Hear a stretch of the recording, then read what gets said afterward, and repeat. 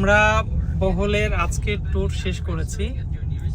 Chocolate hill থেকে নামছি, নেমে আমাদের গাড়িতে করে এখন আমরা হারবারের দিকে যাচ্ছি। হারবার মিন্স পিয়ার, এখানে পিয়ার বলা হয়, যেখান থেকে শিপে করে আমরা যাব হচ্ছে সৈপুর পিয়ার 1-এ, সেখান থেকে হোটেলে।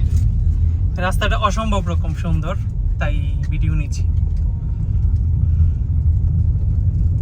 জার্নিতে গাড়িটা খুব ইম্পর্টেন্ট।